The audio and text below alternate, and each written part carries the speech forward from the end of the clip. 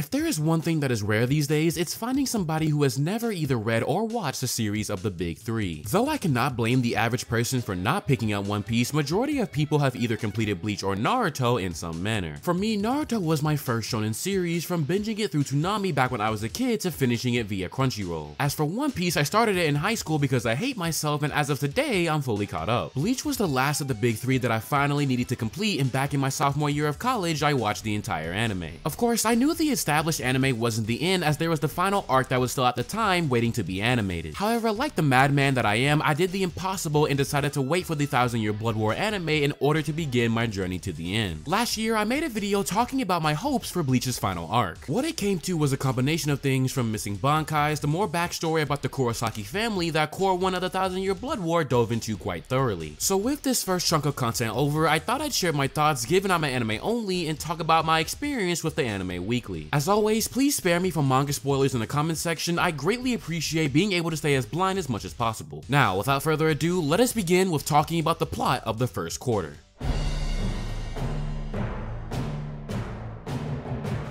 The story so far is pretty straightforward and kicking things off from where the anime ended. We knew from the original anime that the Quincy's and the Soul Society were at odds with how to remove hollows. That dispute turned deadly at one point in which the original Goatee 13, which by the way was a really cool inclusion this core, wiped out almost all the Quincy's for the exception of the most dangerous one yet. Yuha Baha and his army are back and taking full-on revenge against the Soul Society in all-out war. Bodies are dropping from Soul Reapers to Arankars, and it's safe to say that no factions will be spared in their conquest. I was quite surprised to see how one-sided this war has really been. The Soul Society was getting beat down left and right, and with the ability to steal bankais too, it only made the massacre worse. Of course, Ichigo did what he could to help out, but not even his best efforts was enough. The result of the first Quincy invasion being absolute devastation, but the amount of developments this arc is giving right now is more than enough to keep me intrigued as to what direction the story goes apart from the battles.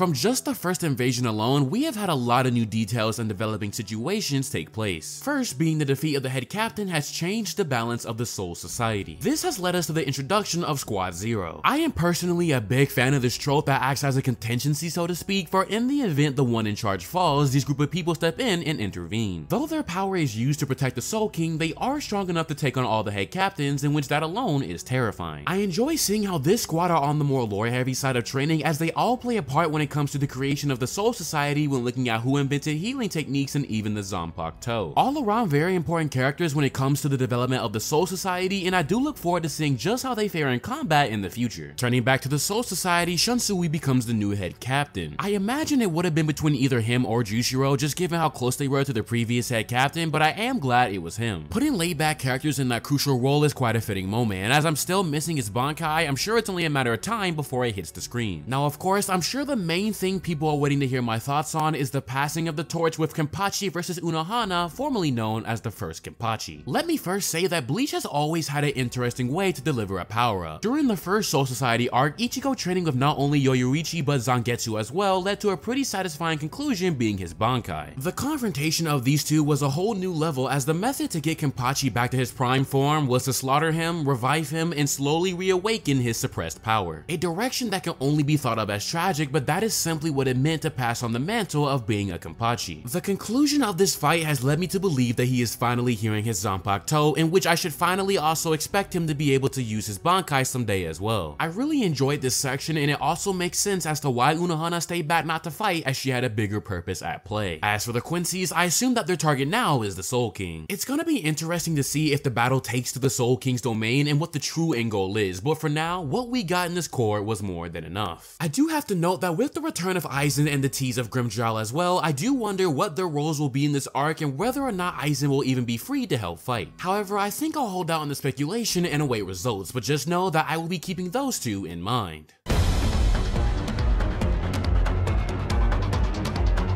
presentation wise, the big battles were pretty great. The highlights being of course Yamamoto versus Yhwach and Ichigo towards the end. I think Bleach was for sure under a lot of pressure given it's the punching bag of the big three for some reason and was already under this random critique of, and I quote, "it doesn't move."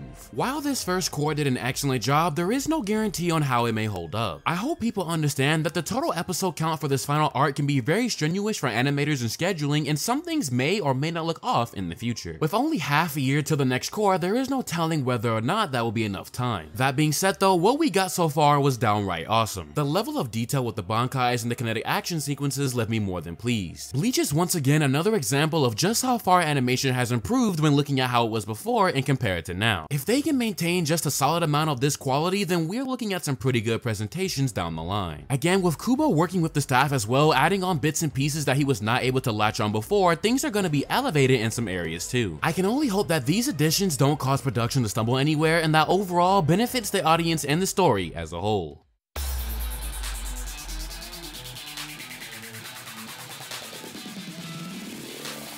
As much as I could have talked about the last two episodes of this Cour in my development section, I felt like what I witnessed was so good that it deserved its own moment. For the longest time, I have heard that the first chunk of the 1,000-Year Blood War being Kubo's best moments yet. The last two episodes of this Cour are some of the best in Bleach history. The backstory of how Isshin lost his powers, how Masaki was his son even though as a Soul Reaper she will be deemed as a sin, and the truth of how Ichigo's mother really died are some of the best reveals and moments of recontextualization. I would go as far as to say that I was jaw-dropped because it changes so many things in regards to who Ichigo Kurosaki is and what really makes him up. Kubo took this a step further with delivering one of the best Cour finales with The Blade Is Me. Bleach is a series that has capitalized on self-discovery and understanding that discovery. That journey ties into the very power system being your Zanpakuto and even your Bankai too. For Ichigo to come to terms with the fact that the Zangetsu inside of him was the manifestation of his Quincy powers honestly left me in shock. It made so much sense, especially when looking at Zangetsu's speech, given that the Hollow was the real savior for Ichigo in the first chunk of the anime. What's more is that all of this gives real definition for when Aizen told Ichigo that he really was the one who essentially masterminded his very life when it comes to his makeup. It's crazy because at first I did not care even a little bit when he said this, but looking at it now, how could you not? The Blade Is Me is the perfect episode title because Ichigo's new Zanpakutos are quite literally the parts of the Hollow and the part of the Quincy that make himself up as a Soul Reaper. This was my choice for the best episode this Cour and certainly earned some points towards my current rating of the arc.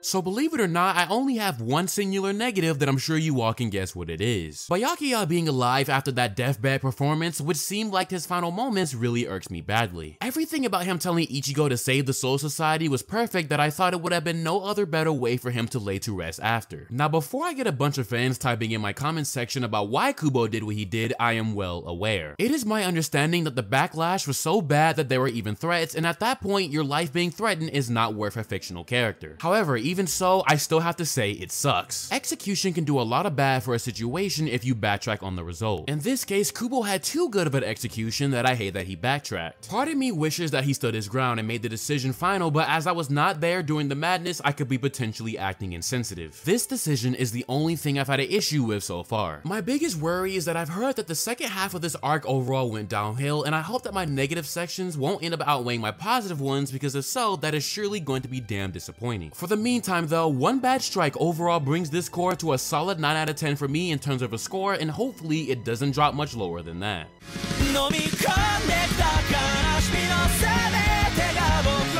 Overall, so far so good for Bleach. For the time being, I can see why fans were so hyped for this arc, and it's only the beginning. Of course, my judgment and opinions can change, and I will be holding this arc to as fair judgment as possible, but for now, I am thoroughly enjoying myself. As we have been told that the next Cour will be in summer, I can only hope that the time from now and then will be enough to maintain a stable amount of quality. However, I am going to remain optimistic and simply wait and see what the story has in store for us, especially with Uryu joining the enemy team. That's pretty much it from me though. As always, thank you for watching, and make sure to leave all your non-spoiler thoughts about the first Cour of the 1,000-Year Blood War in the comment section down below. Stay warm out there, and I will catch you guys in the next video.